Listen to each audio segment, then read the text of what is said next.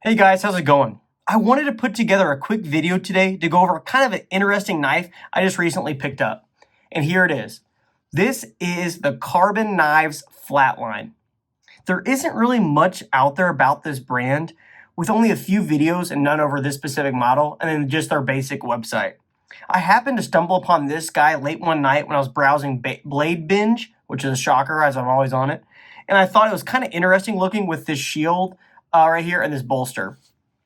Before I pulled the trigger on this bad guy, I did some quick research and I found the listing for this and discovered it was designed by famed knife designer Ken Onion.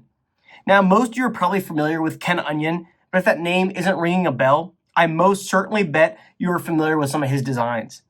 Early into my knife journey, I actually carried a lot of Ken Onion stuff, which included the Kershaw Blur, Leak, Scallion, I think a ZT350, CRKT home front, countless more. This guy's been around forever and he has so many designs out there. It's kind of fitting that one of his designs has found its way back in my hand all those years later as, well, I think one of my first carries was like a Kershaw Leak, so it's pretty cool. When looking at the product listing online, this specific model, the Flatline, retails for $160. Yeah, $160, so pretty expensive. Fortunately, the listing on Blade Binge was for around $70, so I thought I'd give it a chance for the channel and just see if it lives up to that rather lofty price tag. First off, I guess we should go over some specs. So what are you getting for $160? For starters, we're getting a 3-inch satin blade of 154 cm stainless steel with some bigger branding than I would like. We have this really large Karbon branding on the show side that honestly looks pretty tacky. And then we have the designer name and the blade type right up here really small. I wish that Karbon was about that size. I just really dislike it, that big boarding right there. I really like this blade shape with this big kind of belly. And it's a really decently sized blade. Like I said, it's 3 inches, but it folds into this handle just perfectly. It's kind of surprising how big of a blade folds into this really small handle. With that blade closed, this is coming in at just 4.13 inches long. So a pretty tidy little package. The blade is deployed by this small flipper tab here. It has some rather aggressive jimping, and the lockup is provided by this small lock bar, in turn classifying it as a frame lock. Speaking of the frame lock, this bolster and lock are made out of titanium and also features titanium liners.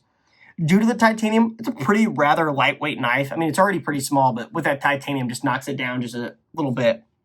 Along with the titanium, we have this really nice black G10 handle inlay with that small shield right there as well.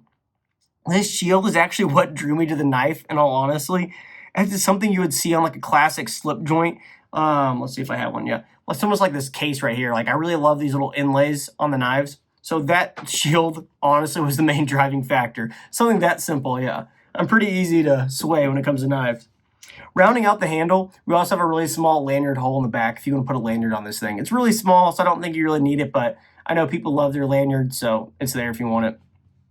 This knife also features a really small titanium pocket clip that has a bit too much tension, and it's not deep carry at all. Your pocket will be right about right there.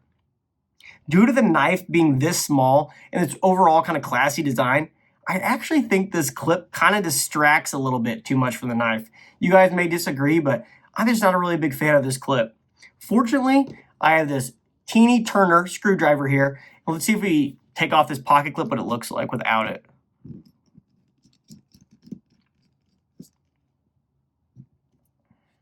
So now we have the pocket clip off.